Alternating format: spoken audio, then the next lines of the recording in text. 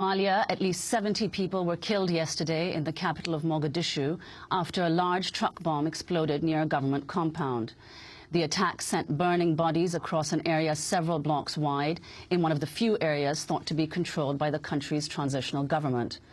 The compound housed the Somali cabinet and 8 ministries, including the Ministry of Education. Government meetings were underway inside when the blast occurred, but most of those killed or injured were soldiers guarding the compound or students waiting for the results of scholarship exams. The militant group Al-Shabaab claimed responsibility for the attack. Bashir Abdullahi Noor was the martyr today. Al-Shabaab is behind the attack. We are still in Mogadishu. How else could we conduct such an attack in the heart of the town? Our intelligence agents who went there before the incident confirmed we have not killed students. We killed over 100 people who were spies, soldiers, and security intelligence.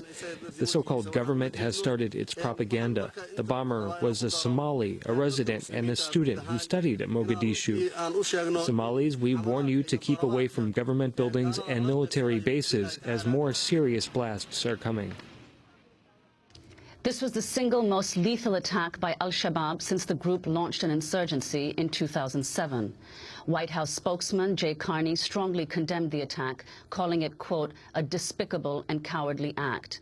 State Department spokesperson Victoria Nuland joined in the condemnation. We obviously condemn in strongest terms this terrorist attack against Somali officials. It's yet another indication, if anyone needed one, of Al-Shabaab's complete disregard for human life, and particularly for Somali life. Friday's attack comes as much of southern Somalia remains under the control of Al-Shabaab. Many in the country blame its refusal to accept Western aid for causing the deadly famine now accompanying a massive drought in the Horn of Africa. The United Nations reports tens of thousands of Somalis have died and close to 1 million could soon starve to death. To talk more about Somalia, we're joined by award-winning investigative journalist Jeremy Scahill. He was recently in Somalia to report 2 pieces for The Nation magazine, the CIA's secret sites in Somalia and Blowback in Somalia, a look at how U.S. policy there has helped create a militant Islamist threat. Jeremy is also the author of the best-selling book Blackwater, The Rise of the World's Most Powerful Mercenary Army, and a Democracy Now! Correspondent. Jeremy, welcome to Democracy Now! Lay out what happened, what we understand to be this latest attack, and how it fits into Blowback. Well, if you recall, in August of this year, there were all of these reports that Al-Shabaab was leaving Mogadishu. And Al-Shabaab, of course, is the militant group that's pledged its allegiance to al-Qaeda and is the only force in Somalia historically that's ever included anything resembling foreign fighters. That was any al-Qaeda presence in Somalia was a force embedded within al-Shabaab, although it was a very small foreign presence. But the U.S. has been infatuated with al-Shabaab as the sort of premier threat facing East Africa. So in August, in the midst of the famine, al-Shabaab announced a tactical retreat from Mogadishu, the capital of Somalia. The African Union, which is funded and armed and trained by the United States, has about 9,000 troops in Mogadishu. The African Union basically declared victory against al-Shabaab. The U.S.-backed Somali government said that, Shabaab's days were over in Mogadishu. And this massive attack not only shows that Shabaab is far from gone, but that it has an ability to inflict tremendous damage and to reap this sort of campaign of terror in Mogadishu that gives lie to the pronouncements of the Somali government and the African Union that they somehow have defeated the insurgency. So, yesterday's attack was as you said, the single most lethal attack in Somalia since al-Shabaab rose up against the Somali government. But in a way, this was predictable that this would happen. The United States has been waging an asymmetric warfare campaign throughout the Horn of Africa and extending into Yemen, as we saw by the recent assassination of U.S. citizen Anwar al-Awlaki.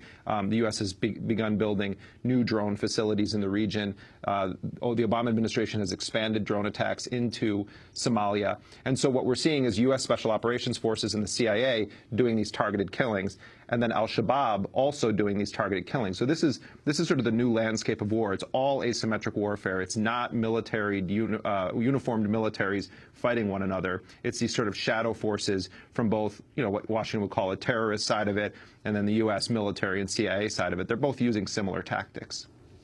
And talk about where Blowback fits into this, fits into al-Shabaab and the conflict in Somalia now. Right. I mean, I think before the famine, of this year and the drought and grabbing headlines and Angelina Jolie and all these celebrities talking about it, I think for most Americans, Somalia sort of evoked one image, and that was of Black Hawk Down, the infamous shoot down of a U.S. helicopter in 1993 that ultimately led to the withdrawal of about 20,000 U.S. so-called peacekeepers from Somalia.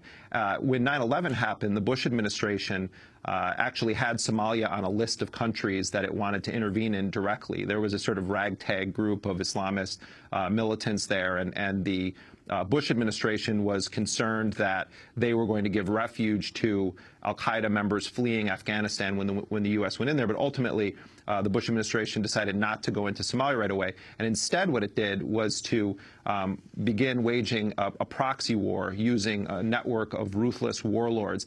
And this network of warlords that were supported by the CIA and U.S. Special Operations Forces after 9/11 had a name that just reeked of CIA involvement. It was called the Alliance for Counterterrorism and the Restoration of Peace. And so these warlords were essentially tasked with hunting down individuals that Washington had determined were al-Qaeda militants or were supporting al-Qaeda. The end result, though, of this program was that these militia leaders, these warlords backed by the CIA, operated as an effective death squad, believing they had the full support of the CIA. The CIA funded them and gave them lists of people to go after. And so they started hunting down anyone that they could accuse of being, or did accuse of being, an Islamic radical. But many of the people that were killed by these CIA-funded warlords had nothing to do with al-Qaeda and nothing to do with any form of terrorism. They were prayer leaders, they were principals at madrasas, religious schools in Somalia, or they were just people that had clan rivalry with the CIA warlords. So, I mean, it's a classic tale that's played out through U.S. history. So these warlords were tasked with hunting down what really amounted to about a dozen people in the estimation of true Somalia experts, former U.S. diplomats that had worked on the country, and they turned it into these sort of killing fields. What happened as a result of that is that regionally throughout Somalia, these Islamic courts started rising up. And they literally were that. They were Islamic courts. They were a form of justice because it was lawless in Somalia. The last time there was a stable government there was 1991. And so these Islamic courts were sort of indigenous movements of religious leaders that were helping to mediate land disputes or implementing some form of a criminal code. And many people, while they were, these courts were very pronounced Sharia court practitioners, brought some semblance of stability to the various regions where they established these courts. Well, the CIA and the U.S. military began to grow concerned that Somalia was becoming, a pronounced Islamic republic. And so the warlords, backed by the CIA, intensified their campaign against these Islamic courts. The courts, in turn, got tremendous support from local business people, from clan leaders and others. People were fed up with the warlords, the CIA-backed warlords. So these little autonomous courts formed an Islamic courts union, and very swiftly, with the support of the vast majority of Somalis across the country, overthrew the CIA warlords and expelled them from Mogadishu, and brought stability to Somalia, to the Somali capital, for the first time since the government of Siad Barre fell in 1991. It was a tremendous achievement. The vast majority of the people involved with these courts were not Islamic radicals, were not supporting al-Qaeda. There were 12 courts. They largely represented Somalia's clan-based system of governance and decision-making. There was a 13th entity within the Islamic Courts Union known as al-Shabaab. They were tolerated by people within the courts. They were viewed as sort of radical outside of the mainstream of Somali society. There's not a historic Islamic radical tradition in Somalia. And this small group was the group that Osama bin Laden and others exploited. And they started sending in small groups of foreign al-Qaeda operatives to embed within Shabaab. But Shabaab was kept in check by the other members of these Islamic courts, and they were a ragtag militant group of relative nobodies within Somalia.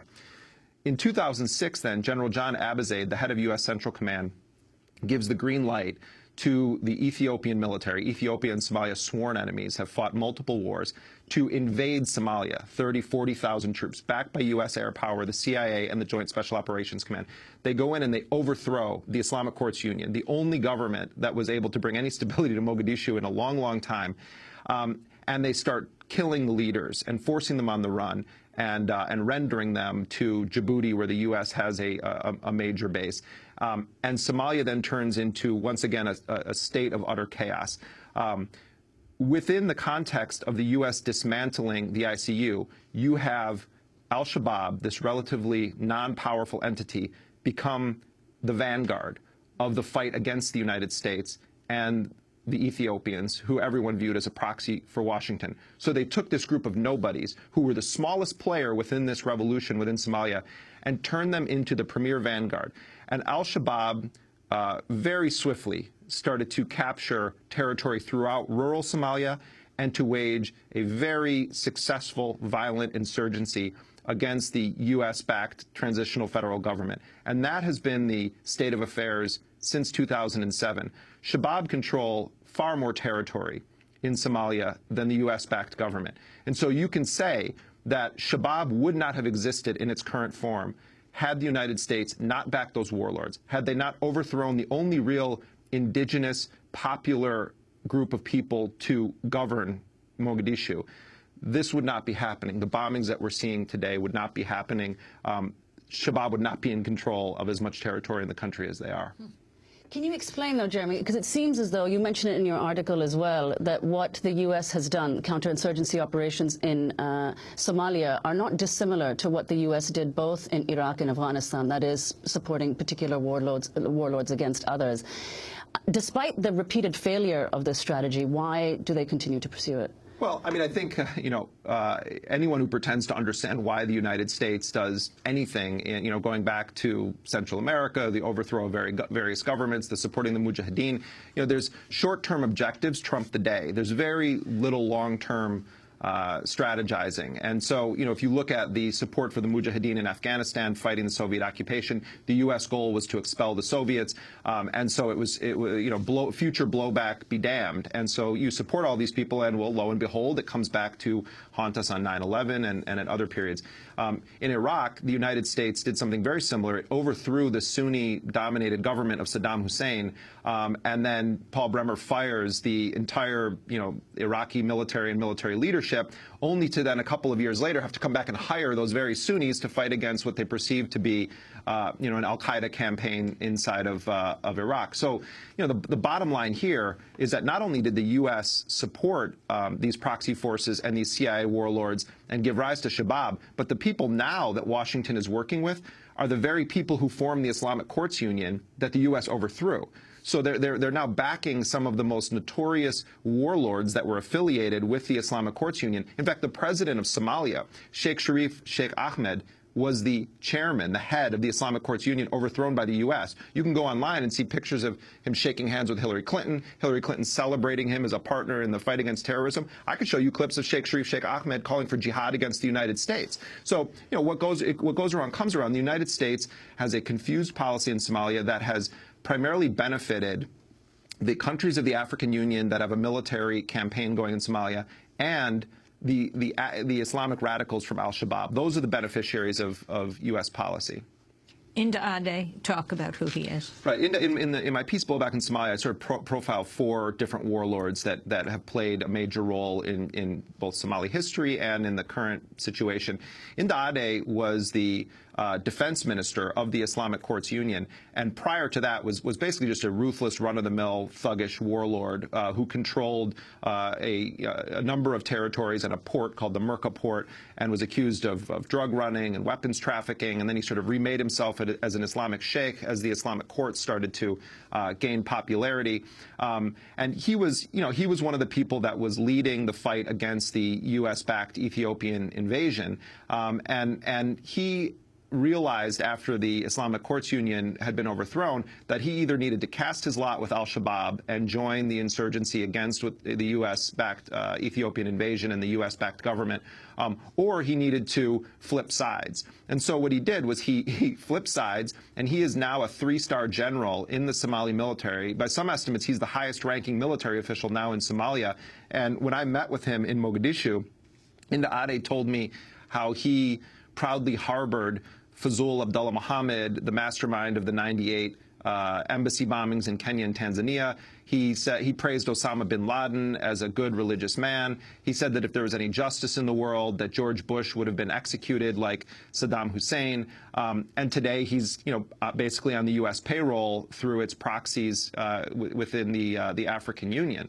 Another warlord that I profiled was a guy named Mohammed Kanyare, who was the main CIA warlord, who they destroyed Somalia in the early to mid 2000s, and he described to me how the CIA met with him in Nairobi, Kenya, in the day after Christmas in 2002, and they created a partnership where the CIA was renting Mohammed Kanyare's private airstrip. He had his own airport outside of Mogadishu, and that CIA and U.S. Special Operations agents would fly in once or twice a week to meet with him. They would show him photos of people that they wanted hunted down, and they began grooming this sort of death squad through Mohammed Kanyare. And when I spoke to people within the Islamic Courts Union at that time, but also businessmen and other civilians, they said that Kanyare's people were literally running around chopping heads off and bringing the heads to the Americans, that they were doing widespread extrajudicial executions, and that they effectively created the grounds for the Islamic Courts Union to rise up. And Kanyare, who was this longtime CIA warlord, was complaining to me when first of all, he thought I was a CIA agent. He refused to believe that I wasn't a CIA. I was like, yeah, all you need to do is Google democracy now to find out CIA. But anyway, so I go and I'm meeting with him, and he thinks I'm in the CIA, and he's complaining that we've cut him off. We, meaning me and the rest of the agency people, that we've cut him off, and we're now working with these Islamic radicals. So even the old CIA warlords are really upset about what the U.S. is doing. But we're going to see it. I think the Shabab is hardly dead. You could say that in some ways it's stronger than ever. Well, I want to thank you very much, Jeremy Scahill, for being with us. Jeremy Scahill, award-winning investigative journalist, writes for The Nation magazine, author of the best-selling book Blackwater, The Rise of the World's Most Powerful Mercenary Army. His latest piece in The Nation is called Blowback in Somalia, and we'll link to it at democracynow.org.